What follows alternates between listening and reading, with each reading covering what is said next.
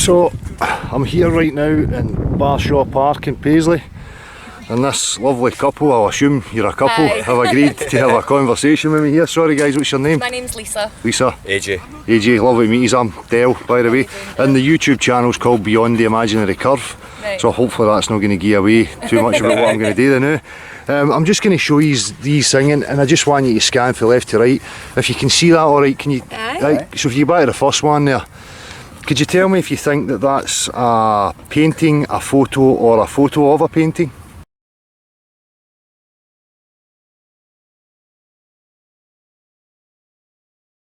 I think it's a photo.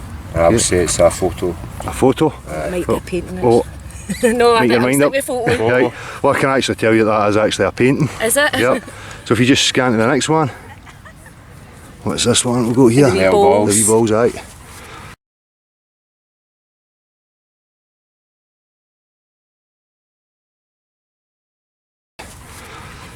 That's clever if that's a painting. I say a photo. Say a photo. Photo, aye. I'll go picture of a painting. Picture of a painting. Well, it is actually a painting again. Oh, no way. Yeah, we go to the next An art one. as well.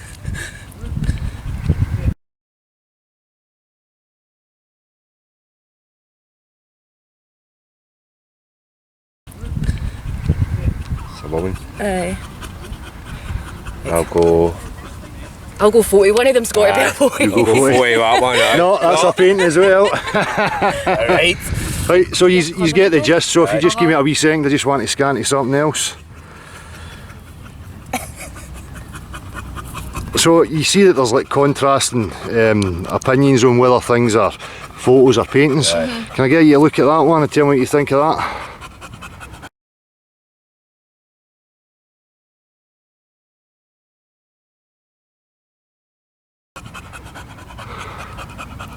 And this is a picture of the globe Earth for people watching. Painting. No, I'll go photo. Oh, right. So, well, this is the thing. The majority, all these pictures that we get are composite images. Right. So the main point that I wanted to make just with showing you that was that, you know, for me when we go to science, and I take it you understand what science is. Aye. If I say natural science is the study of the observable world, how things behave, how we measure and test and repeat and blah blah blah. So if I was to say to you then, because of today's technology, like images and stuff, and it's very inconclusive, we would have to remove that altogether from the discussion. That's for me personally. Some people just want to believe in pictures. That's up to them. For me, it's not enough. So the point of this being then is that my channel, and there's a growing number of people in all walks of life, through academia to the common man, who are now putting into question the validity of this claim that we actually live on a spinning ball. Have you ever heard anything like this before? No. No. No? Yep. Can I ask you, do you believe that you do live on a spinning ball Earth? I would have I would say aye, aye. Yeah. Can I ask you, not to put you too much in the spot, but can I ask you your reasons for why you believe that? Probably the things I've seen and what I've been told. So what things have you seen? Well, things on basically Images? channels and stuff like that. Aye, So you've seen pictures what, of the world. what I've just pointed out to you Aye, basically. on a screen, a two-dimensional picture on a screen. What about any kind of proof? Have you ever seen any curvature? Well, see when you're at the sea, when you're out at the seaside, you can Yep. see that it's The horizon? The horizon, but if you're at a certain level, you can see it slightly curves off. What height would you say you'd Oh, I need to don't be at know, that? 'cause I'm not very tall, so it wouldn't be hard. So have you ever actually seen the curve with your own eyes? If I say to you, I've what got- shape, what shape is the horizon? What would you say it is? Straight. Straight. Slightly. You think Curved it's off. slightly curved? Is that maybe because you think it's supposed to be curved, rather than what's Probably, actually maybe. there? Not to put words in your mouth, but I'm just kind of playing devil's advocate. Aye. Maybe. Aye. Maybe I'm looking for it. That would be. So if I go back to what I was saying earlier, I was saying about, you know, natural science, physics, you know, things that'll be repeatable. Can I just see that iPad for a wee second, and I'm just going to show you this other image. Just bear with me. Where are we here? Sorry, a sunlight's effect. I can't really see what's going on here. Right, this one. If I was to show you this, and you can tell me if you agree with that or no. I would have said that's what I would have said. So we're looking at how a body of water behaves. So what we're showing you here is the earth underneath, the shape underneath, and whether you would see it displayed on the surface of the water. No. That one then. So what's reality? What do you experience every day? I see it like that. Do you? Aye. Level and flat? Flat, level and Yeah. flat. Would you not say that's your everyday experience? Do you think Yeah. it's different? Yep. So we know that liquid, fluid mechanics, water is formless. It will take the shape of any container. The surface will always be horizontal and flat. Yep. You can never display, the shape of anything on the underside on the surface of the water. Would you agree with that? Water with the bit underneath that goes up. Yeah.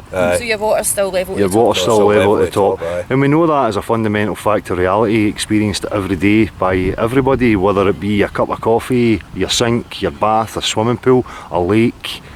Do you think the oceans would then be any different? No. No, when I think about it, no. No. See, for me, that one fundamental fact of reality disproves this claim that would they live on a spinning ball. What do you think about You maybe think now. Put that thought in my head. Aye. That's So really you have. the question of Aye. life now. that? So if I get back to you again, and if you take into consideration, you said that the reason you believe it was a ball is because of things you've seen, but predominantly I would suggest it was because of what you've been told. And would you say so? Aye. So can you think of any other reason or any kind of proof that you would think that would suggest that you lived on a ball? Well, the pictures of scientists have took of the earth, you know what I mean? So you see it as a sphere, you know what I mean? But would it not concern you then that these aren't the actual photographs or composite images? Aye, but Do you think after all this time of space travel we would have 24-hour footage, 360-degree footage of left, right, aye, and should centre? have, aye. Do you believe they went to the moon? No. No. So what if I suggested that for me the reason they said they went to the moon was so that they could kid people on Power. that the Earth was actually a globe? And what they actually done was they took video footage through a round window on an aircraft and postulated to people that that was the Earth they were seeing from space. Would that make sense to you? What if I says to you that, if the reason they're telling us a globe, this is just me and, me trying to fathom out life and what's actually going on. But for humans, if you want to control humans and you want to keep them in a limited space, in a confined space, a globe's perfect because there's no way off. Aye. Then everything's discovered. So people are going to get into a mindset of never questioning, and they're just going to be kind of settled in their life and take it for granted that everything's been discovered and found out. Aye. And then therefore restricting us psychologically and physically from ever getting up and going and exploring to see what else is there. Do you think that makes sense? Aye. Aye, it does, aye. You see it that way, aye. Are you going to question I this will be firmly? aye. Big question of validity. life. Aye. Aye, so I think the thing's doing them like that, what's I going know. on? I see if you can think of anything, usually I wait for people to throw back the usual, the planets are round, the moon's round, the sun's round, they always come up with some reason for why they believe that the Earth is actually a ball. But when you actually get right down to it, when you question people, they're kind of blank, like Aye, like that. you are right now. But as I say to you, for me, being a scientist, natural science is observing the actual reality we're living in. So I take it you trust your own senses. Yep. Yeah, and you trust your own common sense. Yeah. So for me, I would look at you then and say, well, you're competent, you're a scientist. So you're able to assess the world you're living in, you have these faculties and you can use them to discern what's true and what's false. So as I says to you, the horizon's flat. I take it you've flown. Yep. Where was the horizon when you flew? Below us. Was it below you? Was it not straight out in front of you? I suppose, aye, your horizon Well, it will always would. be in front of you. Straight in front of you. Whereas if you're on a globe, you're always at the top of the ball. So as soon as you So how start you see to it. rise above that ball, the horizon should lower. All 360 degrees around you, but it never does. And it doesn't matter how high you go, it's always flat. With balloon footage, high altitude balloon footage of 121,000 feet, the horizon's there at the level with the camera and it's flat.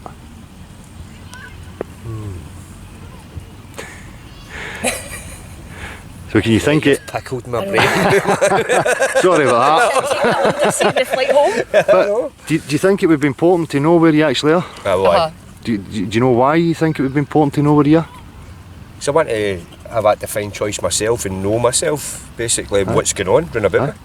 So I always say that to people, if I'm philosophising or trying to rationalise my existence and why I'm here as a human and what life's about, if my foundation's a false premise, like I'm on a globe flying through the vacuum of space, then anything I'm trying to reason with or rationalise with or come up with any kind of philosophy about my existence, it's going to be flawed for the off. That's it.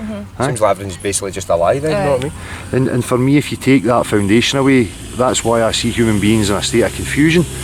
And you know, all these religions all over the world and people divided on ideas because we don't have any solid grounding in where we actually are. And for me personally, I always felt as if we should have that. Like, why do humans not know why they're here, where they are?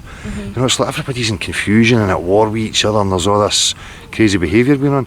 So for me, it's fundamental. It's really important for us to have that grounding and know exactly where we are. It also changes the fact that they're always trying to push like there's no creation, everything just randomly happened from a big bang. And again, you get back to that and you go, well, where's the practical examples? Can you recreate a big bang? Exactly. Can you show me these things, or have I just got to believe it like a religion? But there's no difference for me going to Christianity and just having total faith in that and believing what these supposed scientists are telling me. But for me, there has to be a separation, and as I say, it comes back to like the common man, me and you. If we strip down science for what it is, it's basically, you know, if I'm lying to you and I say I've got pink unicorns, you're going to say to me, what? No, you're not. Show me your fucking pink unicorns. And if I can't produce that for you, then you're not going to take it as anything real. So I always say that to people when I get back to the water aspect, and I always use it because for me it's the most accurate measuring tool we have for establishing level. And I'll say, could you give me one example of a body of water conforming to the exterior of a shape, where water has the ability to support itself and display like a shape upon its surface? Nobody can, because it's no actual observed reality. So for me, it's no scientific. So the majority of people are swayed by what they see in the TV. And for me, as I established with you, with you being confused about whether it's a photo or a painting, you know, we have to remove these from, you know, in scientific questioning. Totally. Because they're totally inconclusive. We'll be questioning things now, do you know what I mean? So that's fantastic, and that's exactly what I was looking for, you know, engaging a bit of discussion and hope that people have got the you know, they go away and they think about it and look into it further. And I'll be telling other people too about it, do you know what I mean? So spot on, man, that's exactly, I mean, this is what activism is. There's so many of us now who know that what they're telling us is utter bollocks. There's a huge push to try and suppress it. You know, we're getting attacked left, right and centre. And if it's just a crazy thing and the world really is a globe, you know, people shouldn't be worried about people like me question. And the other part of that is that science should never be a closed book. It should always be open to question. You know, it should never be ridiculing or any of these things. You know? So, brilliant. Fantastic. And that's it. I mean, if I say to you, when I say to you flat earth, this is another part of my kind of social investigation. When you hear the term flat earth, what do you think about? I think it basically just been, as you say, flat, but then again, where is the edge of that earth then? Smashing, that's what I was looking for. You know, because this is another thing that it's been put into our culture, where it's, oh, people back then believed the world was a flat and how stupid they were, you know, you would have fell off the edge and blah blah. But I always return that and say, why are you invoking an edge? Why does there have to be an edge? Could be an eternity. Well, they want to say that space is infinite. Why could land not be infinite? Exactly. You know, not that I'm claiming that it is. You know, I can entertain all possible ideas. You know, I've even entertained the idea that we exist inside a sphere and we're on a level plane within it. And that would explain to me why the stars never change, why Polaris is always fixed, it's always in the same position. You know, because for me, I look at nature as mechanical, and then I look at the bigger picture and I would say, well, Earth is a mechanical machine, it's a construct. You know, it's funny that people have these ideas of these ridicule. Flat earth, you would fall off the edge, the boats would fall off the edge. I have probably when we've been camping and stuff, but like you see the star in the sky at night. Now if the earth turns, then why the next night is it no a different sky? Well, that's a great point, because what they say is that the heliocentric model actually says the sun's travelling at 500,000 miles an hour. We're going round the sun at 65,000 miles an hour, while the earth's spinning in its axis at 1,000 miles an hour. Now, based on what you just said, and I'll go back to that, you know, being dizzy. If we're on this side of the sun in summertime, in 6 months' time we should now be on the other side of the sun when the night sky's on the opposite side. But yet it's never a different sky, we see. Exactly. Yeah? So, I mean, that makes sense. And just as you say, have you ever felt any motion? No. Of the earth? You don't. Never. You know, that glass, that water that you've got sitting right there, I mean, it's sitting there perfectly still. Not a rumble, not a movement. Sitting there conforming to the container, and the surface, as you can see, is, I'm going to zoom in on that wee cup right there, because it's on a slant. It's light, so the water is always level. The water's always leveling off. Yeah. So for me, again, it goes back to, you know, what is a scientist, and using our common senses, our faculties that we have in order to establish what the world is.